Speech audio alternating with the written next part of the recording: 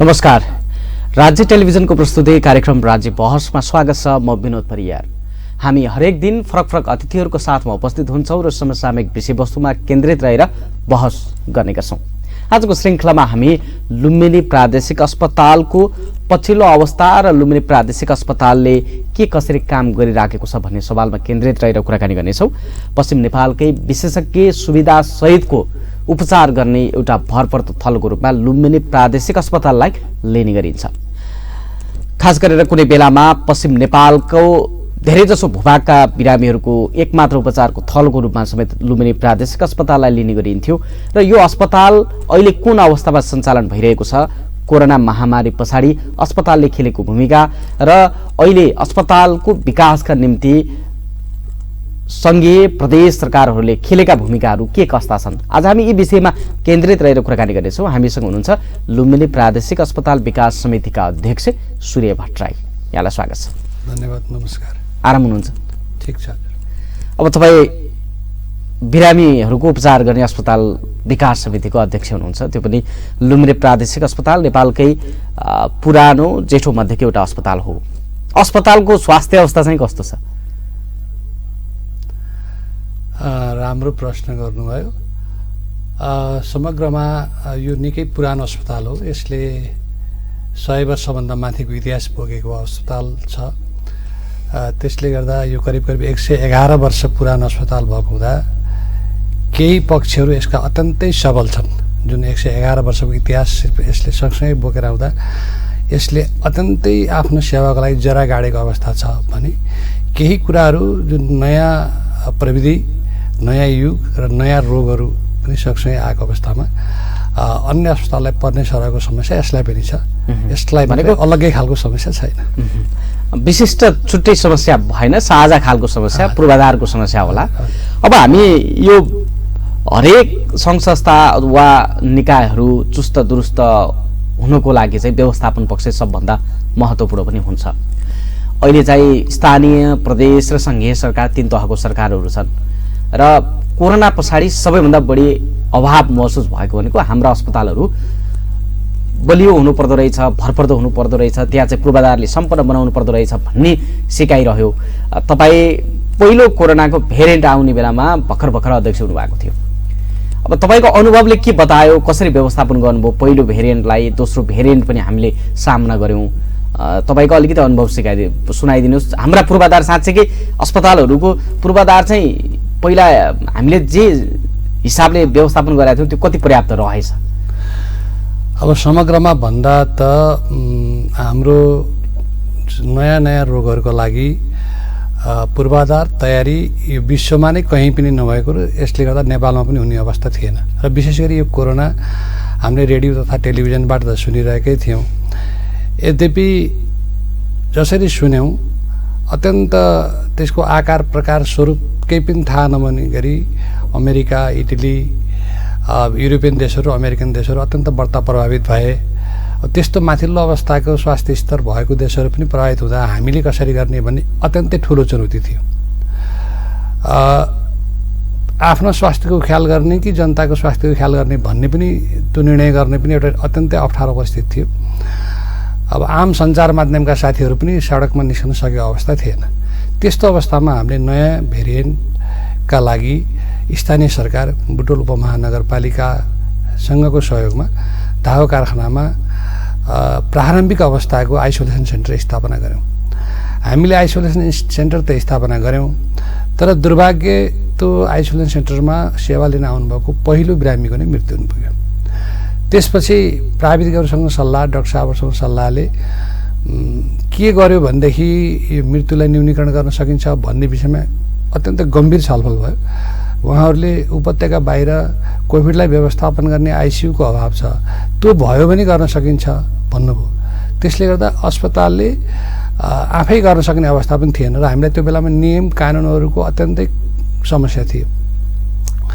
स्थानीय सरकार पनि आइसोलेसन सेन्टर बनाइसकेपछि योभन्दा थप गर्न पर्दैन होला भन्ने उहाँहरूको पनि बुझाइ थियो। त्यस अवस्थामा रूपन्देहीमा रहेका सम्पूर्ण सङ्घ संस्थाहरूको समन्वयमा र विशेष गरी गौतम बुद्ध सामुदायिक मुट अस्पताल र त्यसका अध्यक्ष एजाज आलमज्यू उहाँले पनि सहयोग गर्नुभयो र यहाँ रहेका सबै सङ्घ संस्थाहरू रूपन्देही व्यापार सङ्घ, उद्योग वाणिज्य सङ्घ, पश्चिम नेपाल बस व्यवसाय सङ्घ, यातायात मजदुर भलाइ कोष लगायत रूपन्देहीमा रहेका सबै खाले संस्थाहरूको सहयोगमा हामीले 11 दिनको अवस्थामा 16 बेडको आइसियु निर्माण गऱ्यौँ र तत्पश्चात यो पहिलो भेरिएन्टको जुन चुनौती थियो त्यसलाई हामीले सजिलोसँग सामना गऱ्यौँ। तर सकस त सकसै थियो, दोस्रो जस्तो भएन भनौँ न। नै सकस हुने स्वाभाविकै हो, किनभने त्यो विषयमा ठ्याक्कै जानकारी भएका मान्छेहरूको पनि अभाव थियो। ठ्याक्कै प्राविधिक प्रोटोकल यो हुन्छ र यो औषधि गर्ने भन्ने कुरा विश्व स्तरमै र WHO ले समेत भन्न सकिरहेको अवस्था अहिलेसम्म पनि छैन, त्यति बेला थिएन पनि। यद्यपि अक्सिजनै नहुने, भेन्टिलेटरै नहुने जुन खालको एउटा डरलाग्दो अवस्था थियो, त्यसलाई हामीले पहिलो धागो कारखानामा निर्मित आइसियु मार्फत यसलाई हामीले सम्बोधन गऱ्यौँ। दोस्रो भेरिएन्टमा चाहिँ अलिकति समस्या के देखियो भन्दा पहिलोमा जे पूर्वाधार निर्माण गरियो त्यो पर्याप्त थिएन भन्ने फेरि दोस्रो भेरिएन्टले देखाइदियो कि अक्सिजनको अभावका कारण तपाईँ आफैले पनि कयौँ फोनहरू त्यो प्राप्त गर्नुभयो होला। हामी आम सञ्चारकर्मी वा अलिकति समाजलाई अलिकति सामाजिक क्षेत्रमा क्रियाशीलहरूले पनि त्यो फोनको भनौँ न मानिसहरूको अपेक्षा चाहिँ अक्सिजन नपाएर छटपटिरहेको पीडाहरूको दर्जनौँ कलहरू आउने, उहाँहरूको समस्या सुन्नु पर्यो। यो दोस्रोमा पहिलोमा जे हामीले तयारी गरेका थियौँ त्यो दोस्रोमा आएर किन फिक्का जस्तो देखियो? अब त्यो स्वाभाविक थियो। एक त यो अस्पताल लुम्बिनी प्राथमिक अस्पतालको क्याचमेन्ट एरिया 12 जिल्ला भने तापनि निम्त रूपमा पनि 6 जिल्लाका सबै खाले उपचारहरू बुटोल गएपछि हुन्छ भन्ने आम बुझाइ छ र त्यो सत्य पनि हो। त्यसर्थमा जुन पहिलो अवस्थामा 3%, 4%, 5% भन्दा इन्फेक्सनको रेट थिएन, दोस्रो भेरिएन्टमा एकैपल्ट 50-60% सम्म सङ्क्रमण फैलियो।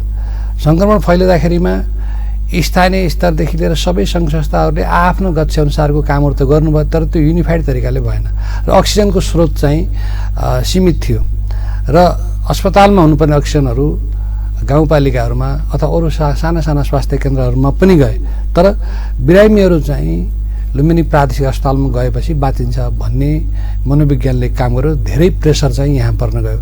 त्यसले गर्दा हाम्रो तयारी पूर्ण अवस्थामै थिएन। हामी करिब 35-36 बेडको हाम्रो आइसोलेसन सेन्टर स्थापना भएको थियो र 16 बेडको हाम्रो आइसियु थियो। यति धेरै बिरामीहरू एकै दिनमा आउन थाल्नुभयो कि हाम्रो अवस्था जुन तयारी थियो त्यसले धेरै अपुग भयो। त्यो त इमर्जेन्सी शाखामा वा भुइँमा राखेर पनि उपचार गर्नुपर्ने परिस्थिति त आयो नै। त्यसले हामीले तत्कालै के निर्णय गऱ्यौँ भने अब इमर्जेन्सी सेवामा आउने बिरामीहरूको लागि हाम्रो करिब 50देखि 60 जनाको लागि स्थान सुरक्षित थियो। त्यो टोटल ब्लकलाई नै हामीले कोभिड इमर्जेन्सीको रूपमा परिणत गऱ्यौँ। त्यस्तै गरी हाम्रो फिभर क्लिनिक थियो, त्यसलाई पनि कोभिड इन्डोर इमर्जेन्सीका रूपमा विकास गऱ्यौँ र केही हदसम्म भए पनि त्यसलाई चाहिँ हामीले एड्रेस गर्ने प्रयास गऱ्यौँ र त्यो साकार पनि भयो। अब जस्तो नि यो कोरोना महामारीमा चाहिँ विशेष गरेर अस्पतालहरू बलिया हुनुपर्छन्, जहाँ चाहिँ विशेषज्ञ चिकित्सकहरू छन्, त्यो ठाउँमा चाहिँ उपचार सेवा प्रभावकारी बनाउनुको निम्ति स्थानीय वा प्रदेश सरकारहरूले त्यो पहल कदमी गरिदियोस् भन्ने खालको त्यो अनुभूति पनि भयो। तर स्थानीय सरकारले पनि आफ्नै आइसोलेसन सेन्टर चलाउने वा अक्सिजनहरू घर घर लगेर राख्ने जुन खालको स्थिति देखा पर्यो। यो बिचमा चाहिँ तपाईँहरूले अस्पताललाई चाहिँ स्थानीय सरकार वा प्रदेश सरकारहरूले जति सहयोग गर्नुपर्ने हो त्यो ढङ्गको सहयोगहरू यहाँले प्राप्त गर्नु भएको थियो या थिएन कि के ठ्याक्कै तपाईँले आफैले पनि महसुस गरेको कुरा भनिदिनुहोस् न। यस्तो छ, यसलाई ठ्याक्कै यो हो र होइन भन्ने उत्तर भन्दा पनि यो अलि भेग विषय हो। तर पनि अनुभूतिको विषय हुन्छ नि। यो छ भने यो कोभिड जति अपेक्षा गरियो त्यो चाहिँ सहयोग पाइएन। ठिक छ, धन्यवाद। यो कोभिडको उपचार विश्वमा जसरी भइरहेछ त्यो उपचार सेवा हामीले हाम्रो देशमा नपाए तापनि हाम्रा आँखाहरूले टेलिभिजन मार्फत देखिरहेछन् र हाम्रो अपेक्षा स्वाभाविक रूपले अमेरिका युरोपको स्ट्यान्डर्डमै हुनुपर्छ भन्ने राख्छ। हाम्रो स्वास्थ्य स्तर, हाम्रो देशको स्वास्थ्य अलि तल छ। यद्यपि यस्तो सानो मुलुक र आर्थिक रूपले अलि कमजोर पछाडि परेको यो डेभलपिङ कन्ट्रिजको रूपमा भर्खरै उक्लिएको हाम्रो देशले जुन व्यवस्थापन गर्यो, चाहे त्यो बुटोलमा भन्नुहोस् चाहे अन्य क्षेत्रमा भन्नुहोस्, त्यो अत्यन्तै ठुलो हामीभन्दा ठुलो आर्थिक अवस्था अर्थ भएको देश भारतले पनि हायल कायल भएको अवस्थामा सबै उपचारहरू निःशुल्क रूपमा र देशका लगभग सबै ठाउँहरूमा भयो। यद्यपि कमजोरीहरू रहे तर पनि कोभिडको उपचार जनतालाई दिने कुरामा अस्पतालहरू पछि परेनन्। यहाँका स्वास्थ्य कर्मीहरूले पनि ठुलो हिम्मत र साहस बटुले र जति स्थानीय सरकार अथवा प्रदेश सरकारहरूले जति सहयोग गर्नुपर्ने थियो वास्तविक रूपमा त्यो आर्थिकै रूपमा त्यसमा उहाँहरूको पनि त्यस्तो खालको तयारी थिएन। तर पनि यो सङ्कटकाललाई टार्नका लागि सुरुमा स्थानीय सरकारले पनि राम्रै सहयोग गर्यो। त्यस पछाडि अलिकति अस्पतालहरूको सुदृढीकरण गर्नुपर्छ भन्ने विषयमा प्रदेश सरकारले गर्यो र दोस्रो भेरिएन्ट सुरु भइसकेपछि त सङ्घीय सरकारले त आँखा चिम्लेर नै जति पनि देशभरि नै गर्यो र करिब 16-17 करोड रुपैयाँ सरकारको 3 तहको सरकारहरूको सहयोग प्रति तपाईहरु सन्तुष्ट हो? यसरी बुझौँ त्यसो भए असन्तुष्ट। उहाँहरूले जे गर्नुभयो त्यो गर्नुपर्ने कामहरू गर्नुभयो। योभन्दा अझै धेरै गर्दा राम्रो हुन्छ त्यो आफ्नो ठाउँमा छ। यद्यपि एउटा भोक लागेको मान्छेलाई भोक टार्नको लागि के खान दिने, 84 व्यञ्जन दिने कि सामान्य दिने? भोक त टर्छ नि। त्यसले गर्दा यो स्वास्थ्यको सङ्कट टर्नको लागि यथेष्ट सहयोग हो। तर यो बिचमा चाहिँ महसुस गरेको चिकित्सकहरूले हामीसँगको कुराकानीमा पनि उहाँहरू चाहिँ एउटा चिकित्सक जो चाहिँ उपचारमा संलग्न हुनुपर्ने, ऊ चाहिँ व्यवस्थापनमा खटिनुपर्ने, अक्सिजन कुन उद्योगमा छ भनेर खोज्नुपर्ने जुन परिस्थिति सिर्जना भन्ने त्यो बेलामा कता विकास समितिका पदाधिकारीहरू तपाईँहरूको पनि भूमिका कमजोर भएको वा तपाईँहरू आफै पनि खटिँदा पनि त्यो गर्न सम्भव नभएको कि के हो त्यो खालको परिदृश्य देखियो नि? यस्तो छ, यसमा के छ भने स्वाभाविक रूपमा जुन ठुलो लहर आयो त्यसलाई भने जति ढङ्गले एड्रेस गर्न नसकिएको कुरा एकदमै यथार्थ हो। तर पनि अब चिकित्सकहरू जहाँसम्म व्यवस्थापनमा खट्न पर्यो भन्ने यहाँको कुरा छ। अब अक्सिजन यति धेरै बढ्दा एकैपटक सङ्कट भयो र अक्सिजनलाई लिएर गएर घरमा पनि राख्ने, भोलि बिहान परिहाल्छ कि भनेर पनि स्टोर गर्ने पनि एक खालको वातावरण सिर्जना भयो। त्यो त किन भन्दा अस्पतालमा गए पनि अक्सिजन पाउँदैन, त्यो भन्दा पनि अस्पतालले अक्सिजन खोजेर आऊ न हैन। अरूको विषयमा के हो अब घरमा लगेर राखिहालौँ त भन्ने कुरा आम सञ्चार माध्यमहरूको भूमिका पनि त्यतातिर गयो, स्थानीय सरकारको पनि त्यतातिर गयो, सङ्घ संस्था पनि त्यतातिर भने गर्दाखेरिमा के भयो भने मूलबाट निस्कने पानीको चाहिँ साइज सानो रह्यो, वितरण धाराहरू धेरै भए। यो कुरा यसरी बुझ्नुपर्छ। अनि पछिल्लो आवरमा सरकारको हस्तक्षेपले सबै सिलिन्डरहरू सकेसम्म त्यसलाई फेरि सबै ठाउँबाट कलेक्सन गरेर सबै ठाउँबाट चाहिँ एक ठाउँमा लिएर आएर अब तपाईँको अटो क्षेत्रमा प्रयोग भएका, मेकानिकल क्षेत्रमा प्रयोग भएका सिलिन्डरहरूलाई पनि प्रशासनले लिएर आएर फेरि स्वास्थ्य क्षेत्रमा लगाइसकेपछि त्यो कुराको चाहिँ समाधान पनि न्यूनीकरण पनि भयो र अलिकति रोग पनि न्यूनीकरणको अवस्था जाँदाखेरिमा जस्तो हाम्रो जस्ता प्रादेशिक अस्पतालहरूले पनि आफ्ना अक्सिजन प्लान्टहरूलाई सुचारू नगरेको त देखियो। लुम्बिनी प्रादेशिकै बिग्रेर बसिरहेको रहेछ, भलै त्यो थोरै सङ्ख्यामा उत्पादन हुन्थ्यो होला। यस्ता खालका लापरवाहीहरू त अस्पतालहरूको पनि देखियो नि त। पक्कै पनि यसलाई लापरवाही भन्ने शब्दमा भन्दा पनि लुम्बिनी प्रादेशिक अस्पतालमा एउटा त्यो पनि रोटरी क्लबबाट अनुदानमा प्राप्त भएको एउटा सानो युनिट थियो 20 सिलिन्डरको। त्यसको मर्मत सम्भार गर्ने जुन कम्पनी हो, एउटा मेसिन त बेला बेलामा बिग्रिन्छ, त्यसलाई बनाउनुपर्छ। त्योभन्दा अगाडि नै हाम्रो तर्फबाट एकपटक बिग्रेको हामी अस्पतालबाट बनाइरहेको थियौँ। त्यसबाट पनि केही दिन त्यो निर्माण गर्न ढिलाइ भएको हो। यद्यपि हामीसँग जम्मा 24 घण्टामा 20वटा सिलिन्डर त्यसले उत्पादन गर्थ्यो। त्यो 20वटा सिलिन्डरले हाम्रो इमर्जेन्सी र हाम्रो आइसियुलाई मात्रै पुग्थ्यो। अनि अरू हामीले टेन्डर मार्फत खरिद गरेर गर्थ्यौँ र खरिद गर्दा हाम्रो दैनिक 100 सिलिन्डरको लागि हामीले वार्षिक एग्रिमेन्ट गरेका थियौँ। त्यो सङ्ख्या भनेको आफैमा निकै ठुलो सङ्ख्या हो। तर हाम्रो रिक्वायरमेन्ट हुन गइदियो के भनेदेखि दैनिक 400 को सङ्ख्यामा भनेको अन्य बेलामा चाहिँ 100 सिलिन्डर भनेको धेरै पर्याप्त थियो। अन्य बेलामा 100 सिलिन्डर सप्लाई गर्ने कम्पनीले तपाईँहरूले सिलिन्डर किन लिइदिनु भएन, छिटो लिइदिनुहोस्, तपाईँको 100वटा एग्रिमेन्ट छ भने उहाँले भन्नुहुन्थ्यो। तर त्यो 100 पनि हामीलाई किन्न परिरहेको, हाम्रो आफ्नो उत्पादन थियो। 100 हामीले ब्याकअपमा राखे पनि हामीलाई 50-60ले हाम्रो काम चल्थ्यो। अनि त्यो बेलामा हामीलाई 400 चाहियो, जसले गर्दा हाम्रोलाई सप्लाई गर्ने कम्पनीहरू पनि असक्षम हुनु पर्यो। नेपालभरि नै अक्सिजन उत्पादन गर्ने क्षमता नेपालकै कम रहेछ भन्ने कुरा राज्यले महसुस गरेर त्यस पछाडि दोस्रो भेरिएन्ट पछि त अहिले मलाई लाग्छ देशका 50औं अस्पतालहरूमा सङ्घीय सरकारले अक्सिजन प्लान्टका लागि बजेट विनियोजन गरेको छ। अब चाहिँ लुम्बिनी प्रादेशिकमा पनि आफ्नै अक्सिजन प्लान्ट हुन्छ, अब हुन्छ भनेको अहिले जुन 20 सिलिन्डर उत्पादन गर्ने हो त्योभन्दा धेरै क्षमताको हुने भयो। अहिले त 20 को छ। हामी कम्तीमा पनि यसलाई 1000% माथि गरेर 200 सिलिन्डर उत्पादन गर्न सक्ने क्षमताका रूपमा अगाडि जाने गरी कामहरू अगाडि सिभिल काम अगाडि बढाउँछौँ।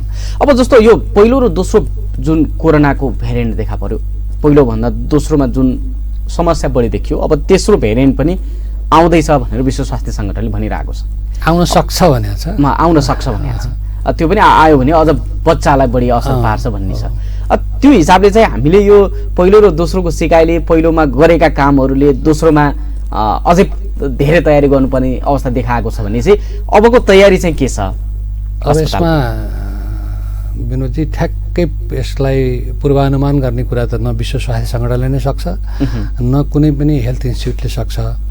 अब हाम्रो अनुमानले अब पहिलो भेरिएन्टमा हामीले 15-16वटा आइसियु बनाउँदाखेरिमा हामी धेरै गऱ्यौँ, 35-50वटा आइसोलेसन सेन्टर बनाउँदा हामी धेरै गऱ्यौँ भन्ने जुन महसुस थियो, त्यसलाई हामीलाई ठ्याक्कै त्यसको उल्टा दोस्रो भेरिएन्टले हामीलाई तर्सायो। र त्यसले गर्दा हामी तेस्रो भेरिएन्ट यदि आइहाल्यो भने यसलाई चाहिँ बच्चाहरूमा पनि जान सक्छ भन्ने कुरा बुझाएकोले हामीले बच्चाको आइसियुदेखि लिएर अरू मानिसहरूको लागि समेत, अरू बिरामीको लागि समेत पुग्ने खालको आइसियुको निर्माण करिब करिब अन्तिम चरणमा अथवा यही हप्तामा भन्दा पनि हुन्छ। हामीसँग हिजो 15 बेड 16 बेडको आइसियु थियो भने अब हाम्रो आइसियुको बेडको सङ्ख्या भनेको 60 बेडको हुन्छ।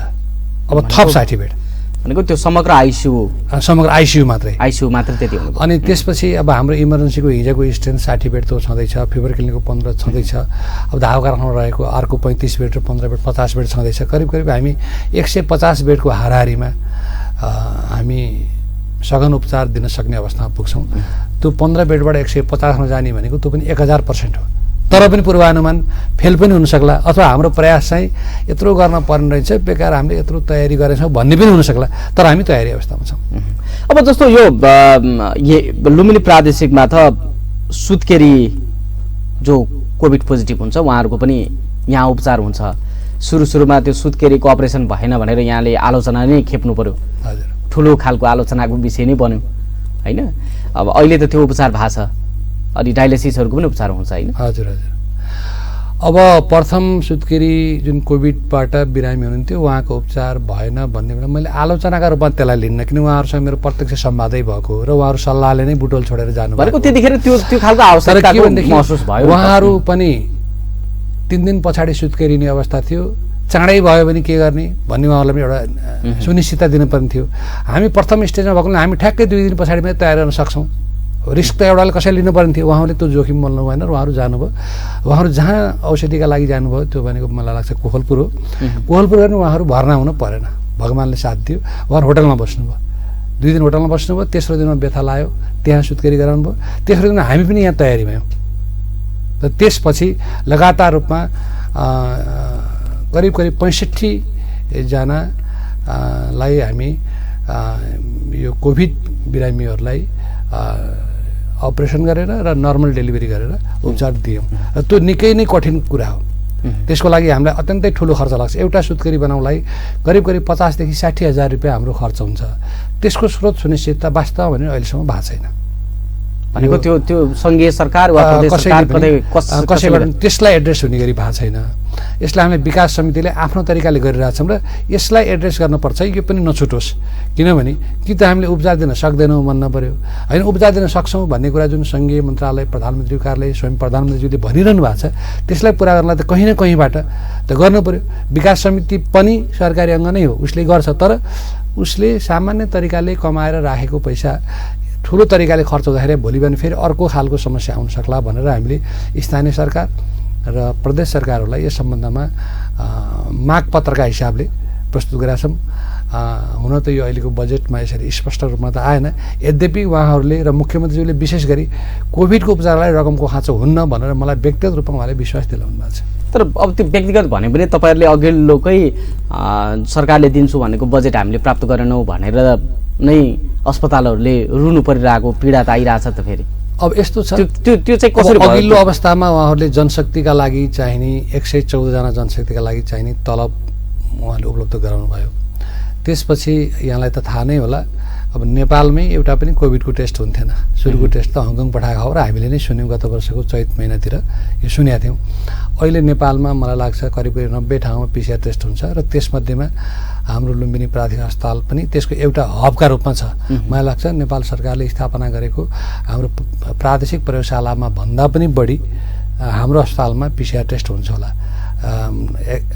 ठ्याक्कै अङ्कमा भन्दा करिब हामी 55,000 PCR टेस्टहरू गऱ्यौँ र 55,000 PCR टेस्ट गर्दाखेरिमा 11,000 हामीले पोजिटिभ केसहरू फेला पार्यौँ। र बुटवल उपमहानगरपालिकाको मात्रै सन्दर्भको कुरा गर्ने हो भने त बुटवल उपमहानगरपालिका र तिलोत्तमा नगरपालिकालाई सामुदायिक स्तरमा कोभिडको टेस्ट गर्ने पहिलो संस्था नै लुम्बिनी प्राथमिक अस्पताल हो। वास्तवमा कम्युनिटीमा कोभिडको अवस्था के छ त भनेर हामीले जाँच गरेका हौँ।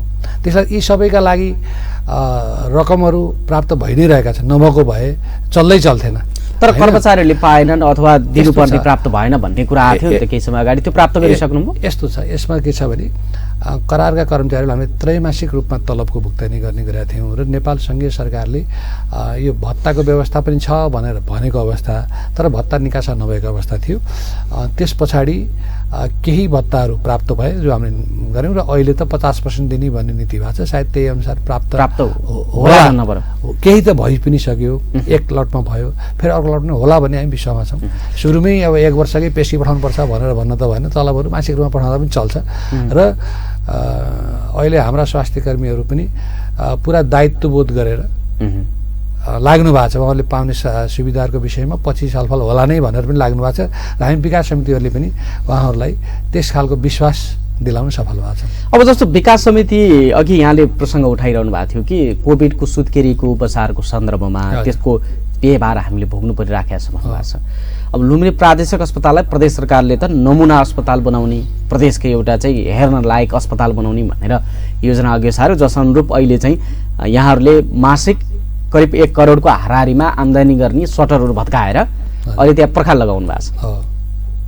आम्दानीको हिसाबले त तपाईँहरूलाई जुन हिसाबले व्यवस्थापन गर्नुभएको थियो त्यो 1 करोड मासिक प्राप्त हुने आम्दानी घट्दाखेरिमा त्यसले कुनै असर पारेको छ कि छैन? यहाँहरूको विकास समितिले कर्मचारीलाई दिनुपर्ने सेवा सुविधा होला? अब असर त हेर्नुहोस्, मासिक 1 करोड होइन, मासिक 1 लाखै कम भयो भने पनि त्यसले कहीँ न कहीँ त असर गर्छ नै, होइन? अब तपाईँ कहीँको यात्रामा, काठमाडौँको यात्रामा जानुभएको छ, तपाईँलाई चाहिँ जाँदाको बसबाट 500 लाग्छ, आउँदा 500 लाग्छ, 1000 भयो। तपाईँ 3 दिन बस्लाई दिनको 1000 रुपियाँ चाहिँ होटल खर्चले 3000 लाग्छ भनेर 4000 रुपियाँ दाम लिएर तपाईँ काठमाडौँ जान तपाईँ अलिअलि हिचकिचाउनुहुन्छ। पुग्दैन कि के हुन्छ कि कसो हुन्छ, 10,000 रुपियाँ पकेटमा लिएर जान पाए हुन्थ्यो, 15,000 लिएर जान पाए हुन्थ्यो भन्ने हुन्छ। त्यस्तै गरी अस्पताल चलाउनको लागि पनि अलि धेरै पैसा ब्याङ्क मौजदात भयो भनेदेखि भोलि बिहान हामीले कहीँ कतैबाट आम्दानी गर्न सकेनौँ भने पनि चल्छ भन्ने एक खालको अलिअलि स्वाभाविक डर आउनु कुरा स्वाभाविक हो। तर हामी तलबै खुवाउन नसक्ने, बिजुलीको पैसै तिर्न नसक्ने, अथवा हाम्रो त्यहाँ निःशुल्क रूपमा वितरण गर्न पर्ने औषधि किन्न नसक्ने, अथवा हाम्रो प्रयोगशालामा प्रयोग गर्ने केमिकलहरू लिने त्यस्तो अवस्था चाहिँ होइन। त्यसको लागि हामी अहिलेसम्म सक्षम नै छौँ। यद्यपि हामीले त्यो 12 करोड रुपियाँ वार्षिक रूपले पाएको भए अहिले करिब 1.5 वर्ष अथवा 18-20 महिना हुन थाल्यो भत्काएको। 18-20 करोड भएको भए हामीले अरू थप खालका भौतिक सुविधाहरू निर्माण गर्न सक्थ्यौँ। यदि त्यसो हो भने किन भत्काएको त नि? यति हतार गरेर अर्को विकास निर्माणको पूर्वाधार बनिसकेका पनि छैन, त्यो बेलासम्म त त्यसको आम्दानी प्राप्त हुन सक्थ्यो होला। अहिले पर्खाल लगाउनु भएको छ। यस सन्दर्भमा के छ भने अप्ठ्यारो हुने एउटा पक्ष छ र बिरामीहरूलाई जसरी अस्पतालको गेटसँगै जोडिएर व्यावसायिक सटरहरू र त्यो पनि विशेष गरी 99% औषधिसँग सम्बन्धित, क्लिनिकसँग सम्बन्धित व्यवसाय थियो, त्यसले कहीँ न कतै यो सार्वजनिक उपचार, जनताको उपचारमा बाहिर क्लिनिकमा भइहाल्छ नि, तपाईँ यहाँ किन दुःख गर्नु पर्यो भन्ने ढङ्गको कुरा केही स्वास्थ्य कर्मीबाट पनि हुने र बिरामीले पनि त पैसा भनेको कुरा के हो र स्वास्थ्य ठुलो भनेर खर्च गरेर फ्याट्ट गइहाल्यो। त्यसले गर्दा अस्पतालभित्रको विकासभन्दा बाहिरको व्यापारिक विकास बढी देखिएको थियो। यो क्रममा त्यो क्रम रोकिया छ भनेको भित्र चाहिँ के चिकित्सकहरू पनि भित्र नै सेवामा केन्द्रीकृत गर्नुहुन्छ, एकीकृत बस्नुहुन्छ। विकास समितिले केही चिकित्सकहरू थप राख्ने योजना पनि छ, केही राखिसकेको अवस्था पनि छ। त्यसले गर्दा बिस्तारै भित्रै राम्रो छ नि भन्ने अवस्था छ अहिले। अब जस्तो अब मैले एउटा उदाहरण दिउँ, सुत्केरीको अवस्था भने छ नि यो एरियामै लुम्बिनी अञ्चलमै कहीँ कतै सुत्केरीमा समस्या पऱ्यो भने नर्मल डेलिभरी होइन, जस्तो हाम्रो आमदा अस्पताल पनि छ, त्यहाँ पनि उहाँहरू उपचार गर्दा थप जटिलता भयो भने पठाउने सेन्टर भनेको हाम्रो नै हो। र अहिले जो पनि जानुहुन्छ भित्रको पूर्वाधार देख्दा, त्यसको तयारी देख्दाखेरिमा ओहो यो सरकारी अस्पतालमा यति राम्रो रहेछ त हामी किन बाहिर जानु पऱ्यो भन्ने बिस्तारै जनताहरूमा त्यो खालको कुरा आएको छ। त्यसले गर्दा त्यो कारण के हो भने हामीसँग बाहिरपट्टि सबैले देख्ने गरी अस्पताल हामी बनाउँदैछौँ। सबैले देख्छन् हिजो अस्पताल हो कि भनेको केही चिनेका मान्छेलाई मात्रै थाहा थिएन, अब जसलाई पनि थाहा हुन्छ अस्पतालै देखिन्छ। त्यसले एउटा सौन्दर्यता पनि बढाउँछ। मान्छे जाँदाखेरि पनि अलिकति खुल्ला भयो भने यहाँ उपचार राम्रो होला कि भन्ने मान्छेलाई मानसिक उपचार पनि सक्छ। भनेको तपाईँहरूलाई चाहिँ त्यो मासिक 1 करोड वा त्यो आम्दानी घटेर कुनै समस्या अथवा त्यसले त्यही आम्दानी नभएको कारणले व्यवस्थापनमा जटिलता भन्दा पनि उपचार सेवा प्रभावकारी भएकोमा ठुलो कुरा हो। 20 करोड आनन्दित हुनुहुन्छ। 12 करोड रुपियाँ कम आम्दानी हुने कुराले एक ठाउँमा कहीँ न कहीँ असर गर्छ, त्यो कुरा सत्य हो। यद्यपि पैसा बचाउने, पैसा धेरै कमाउने उद्देश्यभन्दा पनि धेरैभन्दा धेरै सेवाग्राहीलाई कसरी सुविधा दिन सकिन्छ र उहाँले सुविधा पाउनुभयो भने नै बल्ल अस्पताल विकास समिति, अस्पताल व्यवस्थापन समितिको अर्थ रहन्छ भन्ने बुझाइ हाम्रो छ। अब जस्तो अब नेपाल सरकारको 300 बेड अहिले 400 बेड भनेको करिब 100 बेड त फेरि तपाईँहरूले थेक्नु पर्यो नि त, त्यसको जनशक्ति थेक्नु पर्यो, त्यसको व्यवस्थापन थेक्नु पर्यो। त्यसको लागि त के अहिले सङ्घीय वा प्रदेश सरकारहरूले सहयोग पर्याप्त गरेका छन् त? अब सहयोगहरू त पर्याप्त भन्ने शब्दलाई त मैले यसरी नभनौँ, सहयोगहरू त भइ नै रहेको छ र हुन्छ पनि। तर मेरो व्यक्तिगत चाहना अस्पताल विकास समितिलाई कहीँ कतैको पनि सहयोग नलिइकन सस्टेनेबल डेभलपमेन्ट भन्छ नि, दिगो विकास, हामीले त्यसभित्रै काम गरेर सक्ने मान्छेहरूसँग पैसा लिने, नसक्नेहरूलाई निःशुल्क दिने गरी अब हाम्रो वार्षिक 40-50 करोड रुपियाँको त्यहाँ स्वास्थ्य बजेट आवश्यक पर्छ, त्यो गर्नुपर्छ भनेर हामी त्यस्तो बुझाइमा छौँ र त्यस ढङ्गले अगाडि बढेका छौँ। भनेको के सरकारी अस्पतालले अब शुल्क लिएर उपचार सेवा सुरु गर्ने? शुल्क त हिजो पनि ल्याएको थियो, आज पनि लिन्छ। जस्तो हामीले अब मातृ शिशुमा मात्रै हामी काम गरेका छौँ, सुरक्षित आमामा, त्यसमा गत वर्ष हामीले 5 करोड रुपियाँ कमाउँथ्यौँ। जनतासँग हामी लिन्थेनौँ, जनता त जो सुत्केरी उसले त 1200-1500 रुपियाँ यातायातको भाडा लिएर जानुहुन्थ्यो। तर हामीले धेरै काम गरेर सङ्घीय सरकारबाट हामीले 5 करोड पाउँथ्यौँ। यो वर्ष 6 करोडको हाराहारीमा हामी त्यसबाट एउटा शीर्षकबाट मात्रै कमाउन सफल भयौँ। त्यस्तै गरी नवजात शिशुको आइसियुबाट करिब 1 करोड रुपियाँ हामी कमाउँछौँ। भनेको त्यो होइन, त्यो सरकारले नै दिन्छ हामीले काम गरे बापत। र मलाई लाग्छ कोभिडको बारेमा काम गर्दाखेरि अहिलेको अवस्थामा करिब 1 करोड हामीले कमाउँछौँ। उपचार त हामी दिन्छौँ, निःशुल्क छ उपचार, इभन उहाँहरूलाई खाना खाने सुविधा पनि हामी दिन्छौँ। तर सङ्घीय सरकारले हामीलाई त्यसको शोध भर्ना गर्छ हाम्रो कामका आधारले। अब अस्पतालमा चाहिँ खास गरेर चाहिँ पहुँचका आधारमा उपचार हुने भन्ने खालका गुनासहरू त्यो डाक्टरलाई चिन्यो भने वा अस्पताल विकास समितिको अध्यक्ष वा पदाधिकारी कसैलाई चिन्यो भने ढिलो हुने उपचार पनि चाँडो हुन्छ भन्ने गुनासो आउँछ कि? एकदमै राम्रो कुरा हो। अब यसलाई चाहिँ कसरी सुधार गर्नुभएको छ? अब यस्तो छ, यसमा त समग्रमा त अस्पताल त सुध्रिसकेको छ यस सन्दर्भमा। अब यसमा आम जनमानसको मानसिकता सुध्रन आवश्यक छ। कसैलाई नभनिकन पनि मेरो उपचार हुन्छ भन्ने विश्वास बोकेर तपाईँ जानुभयो भने अब अस्पतालमा त्यो खालको परिपाटी सुरु भइसक्यो। तपाईँले आफ्नो क्यु सिस्टममा गएर हामी सबै त्यसलाई कम्प्युटरकृत प्रणालीमा ढालिसकेका छौँ। तपाईँ जानुहुन्छ, रजिस्ट्रेसन गर्नुहुन्छ, तपाईँले त्यसपछि आफ्नो कार्ड बोकेर जानुहुन्छ, तपाईँको चाहिँ ल्याबमा जाँदाखेरिमा तपाईँ आफ्नो रोल कल अटोमेटिकली क्युइङ भइरहेको हुन्छ, त्यसै फार्मेसीमा जानुहुन्छ क्युइङ भइरहेको हुन्छ। यो सिस्टम हामी गएको छौँ। तर पनि अझै पनि हामीले गर्नुपर्ने जस्तो अपरेसनका कुराहरू, यो जनरल अपरेसनहरू हुन्छन् नि, इमर्जेन्सी अपरेसनको लागि त्यस्तो सेड्युल छैन। जनरल अपरेसनमा अझै पनि हामीसँग हिजोदेखि नै विविध कारणले अडिएका बिरामी छन्। त्यसलाई अब हामीले सकेसम्म त्यसको अवधि छोटो गर्नुपर्ने छ। जस्तो त्यसकै अवधिकै लागि नै बढी चिन्जान हुनुपर्ने, यसमा पहल गर्नुपर्ने। यसमा के रह्यो भने अब सरकारले बजेट व्यवस्थापन गरेको छ, तर हामीसँग कति वर्ष अगाडि बनेको आइसियु, यो अपरेसन कक्ष जति थियो त्योभन्दा बढ्न सकेको अवस्था थिएन। अब हामीले त्यसलाई बढाउँदैछौँ। जबसम्म तपाईँले भात पकाउने भाँडा धेरै भयो भनेर के भने चुलो एउटा छ भने त एउटै भाँडा पाक्छ एकपटकमा, त्यही अवस्था अस्पतालको पनि थियो। त्यसले गर्दा हामीले जसरी खाना बनाउनलाई धेरै चुलो भएमा धेरै भाँडा राख्न सकिन्छ, त्यस्तै गरी धेरै अपरेसनको थिएटरहरू निर्माण गर्दैछौँ। त्यसले गर्दा दुईवटा यो महिलाको लागि अलग्गै निर्माण हुँदैछ, त्यसले गर्दा महिलाहरूले त्यो स्टेप गर्नु परेन। र 5वटा हामीसँग यद्यपि छँदैछ र त्यसमा अरू 1-2वटा थप्न सकियो भने सबै खालका अपरेसन गर्ने डिपार्टमेन्टहरूलाई दैनिक अपरेसन गर्न सकिन्छ भन्ने मलाई भनेको यो खालको परिस्थिति अथवा वातावरण कहिलेसम्म बन्ला त? अब यो 1-2 वर्ष लाग्छ वा 3-4 महिनामा? यो बढीमा 3 महिना 4 महिना भित्रमा त्यो हुन्छ, तयार हुन्छ। भनेपछि नर्मल खालको अपरेसन पनि चाँडै भनेको आज गर्ने अपरेसन आजै गर्न मिल्ने अपरेसन आजै हुने, आज गर्न नमिल्ने विविध प्राविधिक हिसाबले त्यसको प्रोटोकल हुन्छ। आज नमिल्नेलाई भोलि अथवा पर्सि, कसैको ब्लड प्रेसर हाई छ, कसैको सुगर हाई छ, उहाँहरूलाई कन्ट्रोल गर्न राख्नुपर्ने समय त लाग्यो नि।